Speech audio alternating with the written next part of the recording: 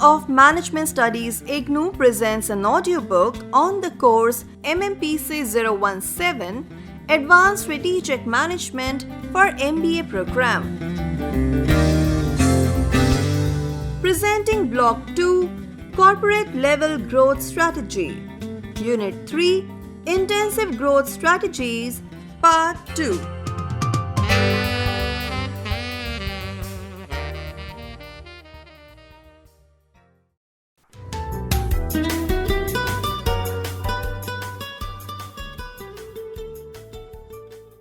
Expansion strategies. Every enterprise seeks growth as its long-term goal to avoid annihilation in a relentless and ruthless competitive environment. Growth offers ample opportunities to everyone in the organization and is crucial for the survival of the enterprise. However, this is possible only when fundamental conditions of expansion have been met. Expansion strategies are designed to allow enterprises to maintain their competitive position in rapidly growing national and international markets. Hence, to successfully compete, survive, and flourish, an enterprise has to pursue an expansion strategy. Expansion strategy is an important strategic option which enterprises follow to fulfill their long-term growth objectives. They pursue it to gain significant growth as opposed to incremental growth envisaged in stability strategy. Expansion strategy is adopted to accelerate the rate of growth of sales, profits, and market share faster by entering new markets, acquiring new resources, developing new technologies, and creating new managerial capabilities. Expansion strategy provides a blueprint for business enterprises to achieve their long-term growth objectives. It allows them to maintain their competitive advantage even in the advanced stages of product and market evolution. Growth offers economies of scale and scope to an organization which reduce operating costs and improve earnings. Apart from these advantages, the organization gains a greater control over the immediate environment because of its size. This influence is crucial for survival in mature markets where competitors aggressively defend their market shares. Conditions for opting for expansion strategy. Firms opt for expansion strategy under the following circumstances. When the firm has lofty growth objectives and desires fast and continuous growth in assets, income, and profits. Expansion through diversification would be especially useful to firms that are eager to achieve large and rapid growth since it involves exploiting new opportunities outside the domain of current operations. When enormous new opportunities are emerging in the environment and the firm is ready and willing to expand its business scope. Firms find expansion irresistible since sheer size translates into superior clout. When a firm is a leader in its industry and wants to protect its dominant position, expansion strategy is opted in volatile situations. Substantive growth would act as a cushion in such conditions. When the firm has surplus resources, it may find it sensible to grow by leveraging on its strengths and resources. When the environment, especially the regulatory scenario, blocks the growth of the firm in its existing businesses, it may resort to diversification to meet its growth objectives. When the firm enjoys synergy that ensues by tapping certain opportunities in the environment, it opts for expansion strategies. Economies of scale and scope and competitive advantage may accrue through such synergistic operations.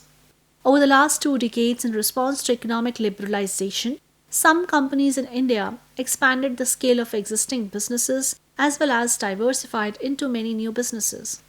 Growth of a business enterprise entails realignment of its strategies in product market environment. This is achieved through the basic growth approaches of intensive expansion, integration, horizontal and vertical integration, diversification, and international operations. Firms following intensification strategy concentrate on their primary line of business and look for ways to meet their growth objectives by increasing their size of operations in this primary business. A company may expand externally by integrating with other companies. An organization expands its operations by moving into a different industry by pursuing diversification strategies. An organization can grow by going international, that is, by crossing domestic borders by employing any of the expansion strategies discussed so far.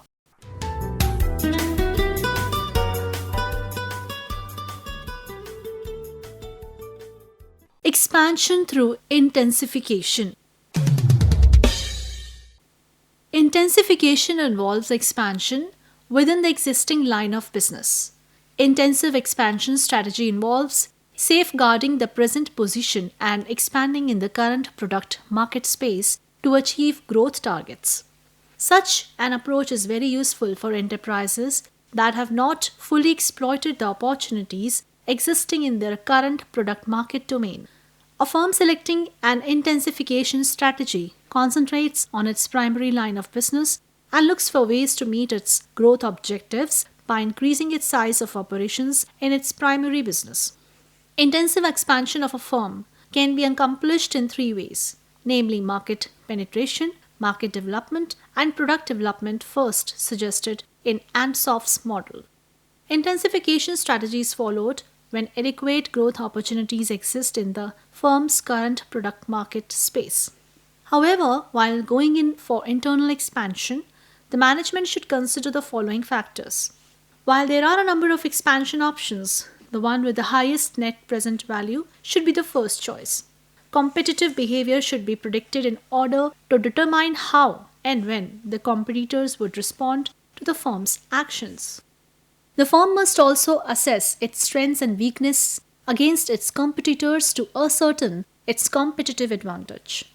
The conditions prevailing in the environment should be carefully examined to determine the demand for the product and the price customers are willing to pay. The firm must have adequate financial, technological, and managerial capabilities to expand the way it chooses. Technological, social, and demographic trends should be carefully monitored before implementing product or market development strategies. This is very crucial, especially in a volatile business environment. Ansoff's product market expansion grid. The product or market grid, first presented by Igor Ansoff 1968, shown in Exhibit 3.1, has proven to be very useful in discovering growth opportunities. This grid best illustrates the various intensification options available to a firm. The product or market grid has two dimensions, namely products and markets. Combinations of these two dimensions result in four growth strategies. According to Ansoff's grids, three distinct strategies are possible for achieving growth through the intensification route.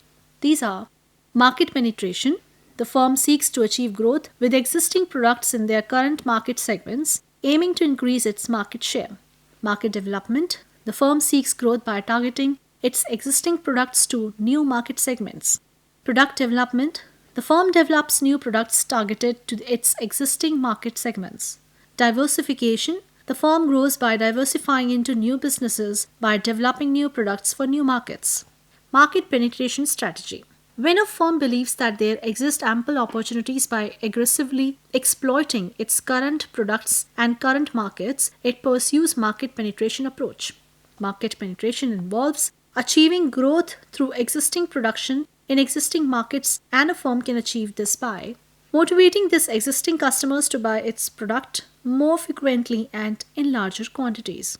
Market penetration strategy generally focuses on changing the infrequent users of the firm's product or services to frequent users and frequent users to heavy users.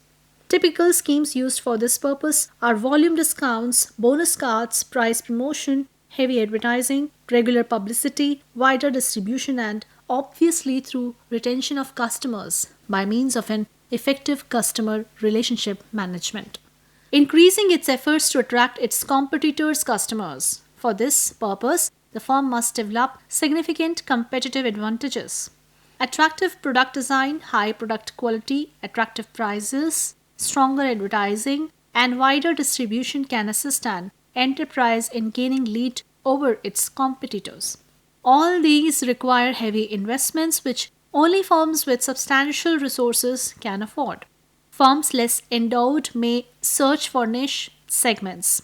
Many small manufacturers, for instance, survive by seeking out and cultivating profitable niches in the market. They may also grow by developing highly specialized and unique skill to cater to a small segment of exclusive customers with special requirements. Targeting new customers in its current markets, price concessions, better customer service, increasing publicity, and other techniques can be useful in this effort.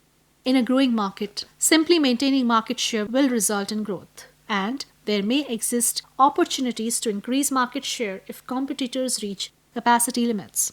While following market penetration strategy, the firm continues to operate in the same markets offering the same products. Growth is achieved by increasing its market share and existing products. However, market penetration has limits, and once the market approaches saturation, another strategy must be pursued if the firm is to continue to grow. Unless there is an intrinsic growth in its current market, this strategy necessarily entails snatching business away from competitors. The market penetration strategy is the least risky since it leverages many of the firm's existing resources and capabilities. Another advantage of this strategy is that it does not require additional investment for developing new products. Market development strategy. Market development strategy tries to achieve growth by introducing existing products in new markets. Market development option includes the pursuit of additional market segments or geographical regions. The development of new markets for the product may be a good strategy if the firm's core competencies are related more to the specific product than to its experience with a specific market segment, or when new markets offer better growth prospects compared to the existing ones. Because the firm is expanding into a new market, a market development strategy typically has more risk than a market penetration strategy. This is because managers do not normally possess sound knowledge of new markets, which may result in inaccurate market assessment and wrong marketing decisions. In market development approach, a firm seeks to increase its sales by taking its product into new markets.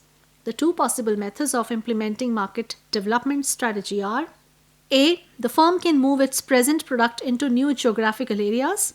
This is done by increasing its sales force, appointing new channel partners, sales agents or manufacturing representatives, and by franchising its operation.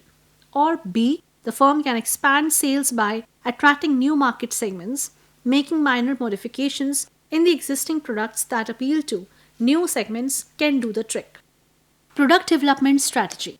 Expansion through product development involves development of new or improved products for its current markets. The firm remains in its present markets but develops new products for these markets.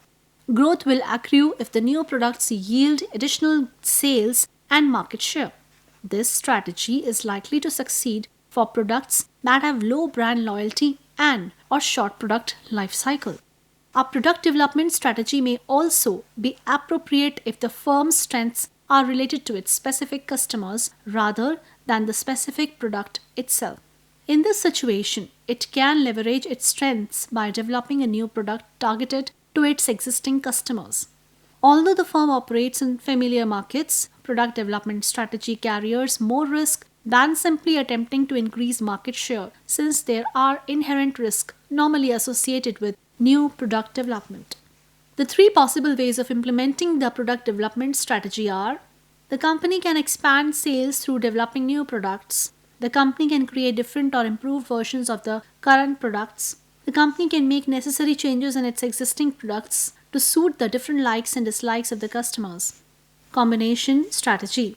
Combination strategy combines the intensification strategy variants, that is market penetration, market development, and product development, to grow.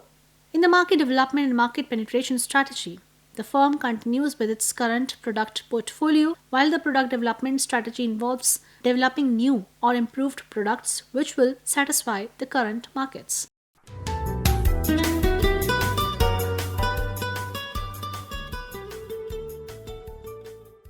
Expansion through integration. In contrast to the intensive growth, integration strategy involves expanding externally by combining with other firms.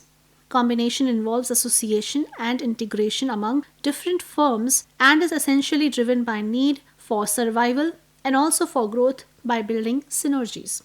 Combination of firms may take the merger or consolidation route. Merger implies a combination of two or more concerns into one final entity. The merged concerns go out of existence and their assets and liabilities are taken over by the acquiring company. A consolidation in a combination of two or more business units to form an entirely new company. All the original business entities cease to exist after the combination. Since mergers and consolidations involve the combination of two or more companies into a single company, the term merger is commonly used to refer to both forms of external growth. As in the case in all the strategies, acquisition is a choice a firm has made regarding how it intends to compete markets. 1999. Firms use integration to 1. Increase market share, 2. Avoid the cost of developing new products internally and bringing them to the market, 3.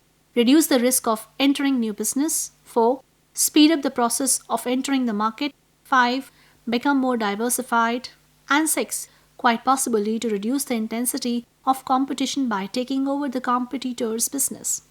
The cost of integration include reduced flexibility as the organization is locked into specific products and technology, financial costs of acquiring another company, and difficulties in integrating various operations. There are many forms of integration, but the two major ones are vertical and horizontal integration. Vertical integration. Vertical integration refers to the integration of firms involved in different stages of the supply chain. Thus, a vertically integrated firm has units operating in different stages of supply chain, starting from raw material to delivery of final product to the end customer. An organization tries to gain control of its inputs, called backward integration, or its outputs, called forward integration, or both. Vertical integration may take the form of backward or forward integration, or both. The concept of vertical integration can be visualized using the value chain. Consider a firm whose products are made via an assembly process. Such a firm may consider backward integrating into intermediate manufacturing or forward integrating into distribution. Backward integration sometimes is referred to as upstream integration and forward integration as downstream integration. For instance, Nirma undertook backward integration by setting up plant to manufacture soda ash and linear alkali benzene, both important inputs for detergents and washing soaps, to strengthen its hold in the lower end detergent markets. Forward integration refers to moving closer to the ultimate customer by increasing control over distribution activities. For example, a personal computer assembler could own a chain of retail stores from which it sells its machines. Forward integration. Some companies expand vertically backward and forward. Reliance Petrochemicals grew by leveraging backward and forward integration. It began with manufacturing of textiles and fibers, moved to polymers and other intermediates, then went into the manufactures of fibers, then to petrochemicals and oil refining. In power, Reliance Energy wants to do the same thing, and the catchphrase that for this vertical integration is from wellhead to wall socket. Reliance Energy's strategy is to straddle the entire value chain in the power business. It plans to generate power by using the group's production of gas, transmit and distribute it to the domestic and industrial consumers, reaping the returns of not just generating power using its own gas, but selling what it generates not as a bulk supplier but to the end user. In essence, a firm seeks to grow through vertical integration by taking control of the business operations at various stages of the supply chain to gain advantage over its rivals. The record of vertical integration is mixed, and hence decisions should be taken after a comprehensive and careful consideration of all aspects of this form of integration. In most cases, the initial investments may be very high, and exciting an arrangement that does not prove beneficial may be hard. Vertical integration also requires an organization to develop additional product market and technology capabilities which it may not currently possess. Factors conducive for vertical integration include taxes and regulations on market transactions, obstacles to the formulation and monitoring of contracts, similarity between the vertically related activities, sufficient large production quantities so that the firm can benefit from economies of scale, and reluctance of other firms to make investments specific to the transaction. Vertical integration may not yield the desired benefit if the quantity required from a supplier is much less than the minimum efficient scale for producing the product. The product is widely available commodity and its production cost decreases significantly as cumulative quantity increases. The core competencies between the activities are very different. The vertically adjacent activities are in very different types of industries. For example, manufacturing is very different from retailing, and the addition of the new activity places the firm in competition with another player with which it needs to cooperate. The firm then may be viewed as a competitor rather than a partner. Firms integrate vertically to reduce transportation cost if common ownership results in closer geographic proximity, improve supply chain coordination, capture upstream or downstream profit margins, increase entry barriers to potential competitors. For example, if the firm can gain sole access to scarce resources, gain access to downstream distribution channels that otherwise would be inaccessible, facilitate investment in highly specialized assets in which upstream or downstream players may be reluctant to invest, and facilitate investment as highly specialized assets in which upstream or downstream players may be reluctant to invest. The downside risk of an integration strategy to a company include difficulty of effectively integrating the firms involved, incorrect evaluation of target firm's value, overestimating the potential for synergy between the companies involved, creating a combination too large to control, the huge financial burden that acquisition entails, capacity balancing issues. For instance, the firm may need to build excess upstream capacity to ensure that its downstream operations have sufficient supply under all demand conditions. Potentially higher costs due to low efficiency resulting from lack of supplier competition. Decreased flexibility due to previous upstream or downstream investments. However, that flexibility to coordinate vertically related activities may increase. Decreased ability of increased product variety if significant in-house development is required, and developing new core competencies may compromise existing competencies. There are alternatives to vertical integration that may provide some of the same benefits with fewer drawbacks. The following are a few of these alternatives for relationships between vertically related organizations: long-term explicit contracts, franchise agreements, joint ventures, co-locations of facilities, implicit contracts relying on firm's reputation. Horizontal combination and integration, the acquisition of additional business in the same line of business or at the same level of the value chain combining with competitors, is referred to as horizontal integration. Horizontal growth can be achieved by internal expansion or by external expansion through mergers and acquisitions of firms offering similar products and services. A firm may diversify by growing horizontally into unrelated business. Integration of oil companies Exxon and Mobil is an example of horizontal integration. Aditya Birla Group's acquisition of L&T Siemens from Reliance to increase its market dominance is an example of horizontal integration. This sort of integration is sought to reduce intensity of competition and also to build synergies. Benefits of horizontal integration. The following are some benefits of horizontal integration.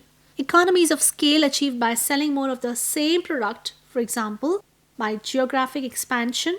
Economies of scope achieved by sharing resources common to different products, commonly referred to as synergies.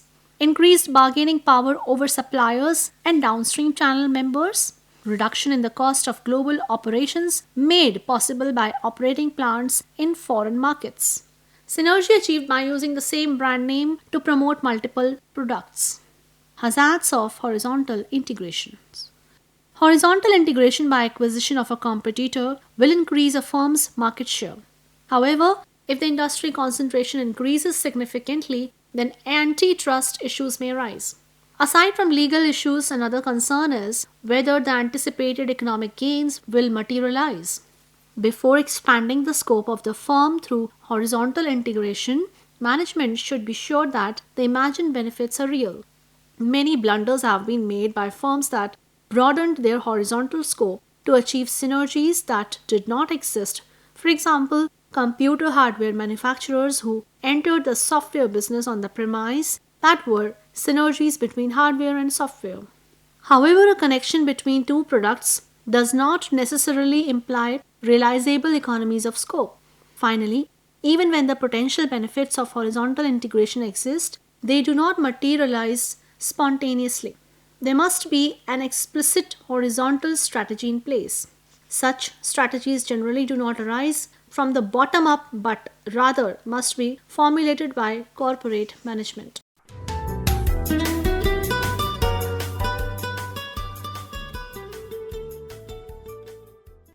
International expansion.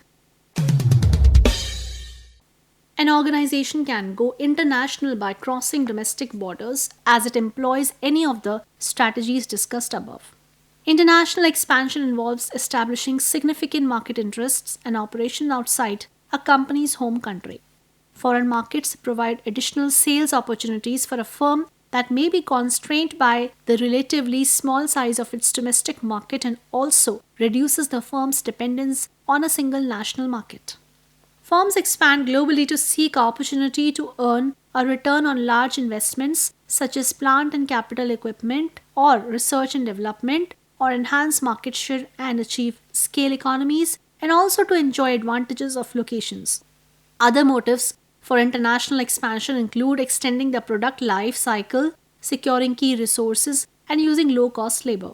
However, to mold their firms into truly global companies, managers must develop global mindsets. Traditional means of operating with little cultural diversity and without global competition are no longer effective firms. Kedia and Mukherjee, 1999. International expansion is fraught with various risks such as political risk, example, instability of host nations, and economic risk, example, fluctuations in the value of the country's currency. International expansion increases coordination and distribution costs, and managing a global enterprise entails problems of overcoming trade barriers, logistics costs, cultural diversity, etc.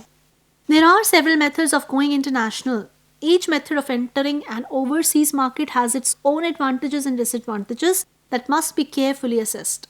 Different international entry modes involve a trade off between level of risk and the amount of foreign control the organization's managers are willing to allow. It is common for a firm to begin with exporting, progress to licensing, then to franchising, finally leading to direct investment. As the firm achieves success at each stage, it moves to the next. If it experiences problems at any of these stages, it may not progress further. If adverse conditions prevail, or if operations do not yield the desired returns in a reasonable time period, the firm may withdraw from the foreign market. The decision to enter a foreign market can have a significant impact on a firm. Expansion into foreign markets can be achieved through exporting, licensing, joint venture, direct investment. Now, exporting. Exporting is marketing of domestically produced goods in a foreign country and is a traditional and well established method of entering foreign markets. It does not entail new investments since exporting does not require separate production facilities in the target country. Most of the costs incurred for exporting products and marketing expenses. Licensing. Licensing permits a company in the target country to use the property of the licensor. Such property usually is intangible, such as trademarks, patents, and production techniques. The license pays a fee in exchange for the rights to use the intangible property and possible for technical assistance. Licensing has the potential to provide a very large role since this mode of foreign entry also does require additional investments. However, since the license produces and markets the product, potential returns from manufacturing and marketing activities may be lost. Joint venture.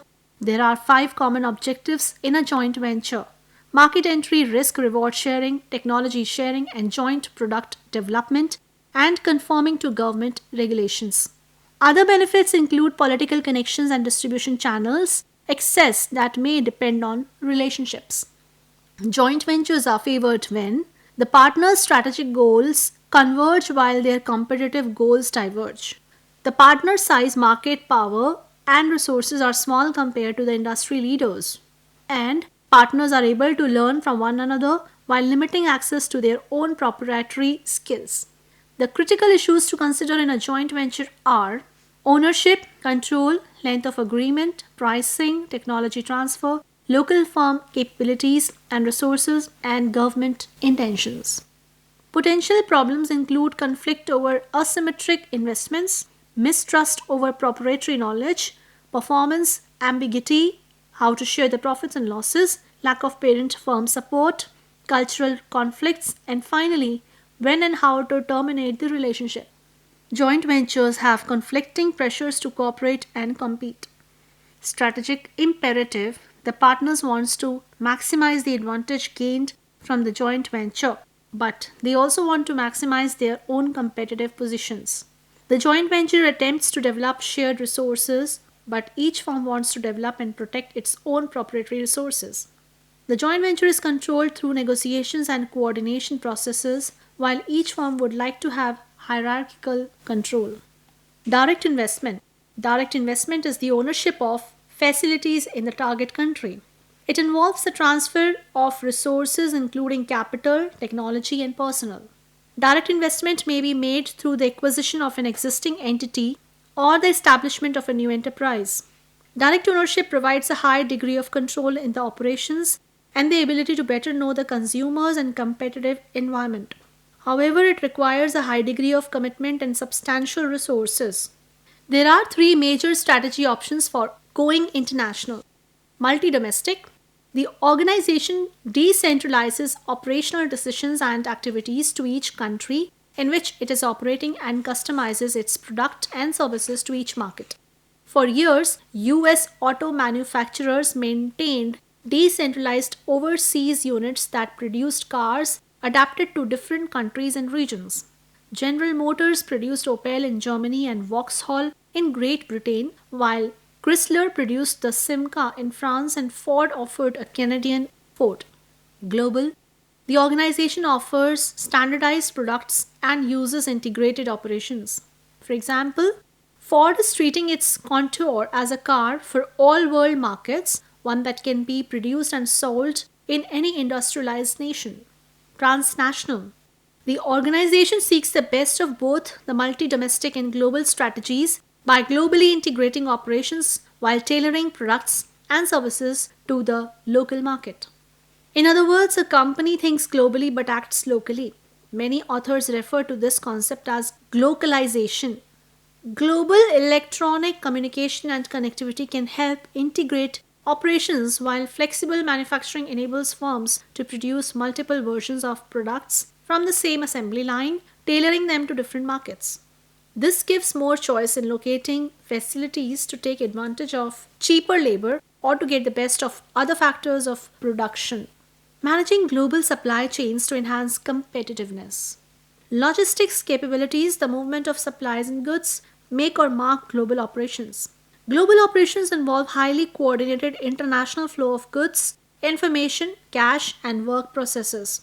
Setting up a global supply chain to support producing and selling products in many countries at the right cost and services levels is a very difficult task.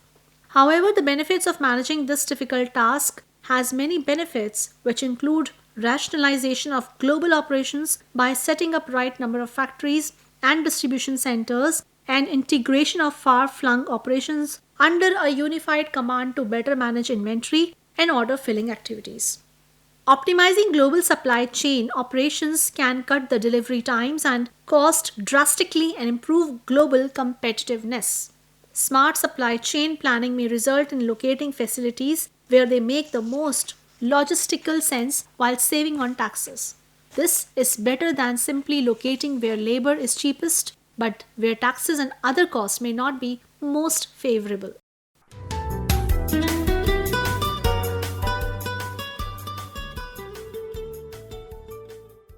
Summary.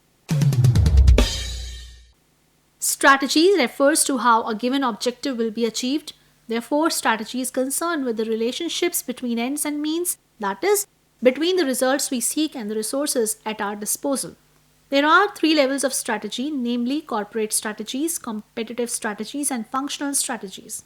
Corporate strategies are concerned with the broad long-term questions of what businesses are we in and what do we want to do with these businesses.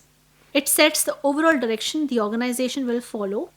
On the other hand, competitive strategies determine how the firm will compete in a specific business or industry.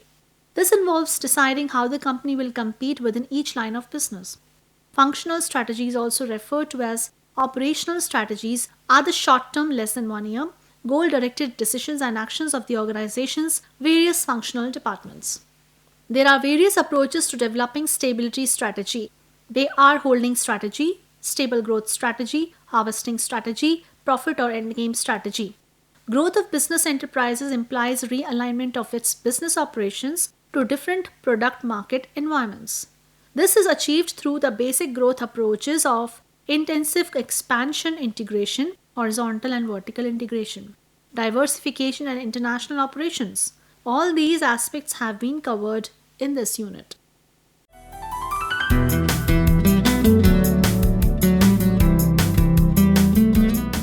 You were listening to the audiobook by the School of Management Studies IGNOU for MBA program. Course code Mmpc 016 International Business Management. Course Coordinator Professor G. Subayama. Voiceover by Chitra. Edited by Ashok Sharma. Program assisted by Tarannum Jahan and Jagbandhu Jana. Program produced by Dr. Manoj Kumar Singh. This program was brought to you by Electronic Media Production Center of Indira Gandhi National Open University.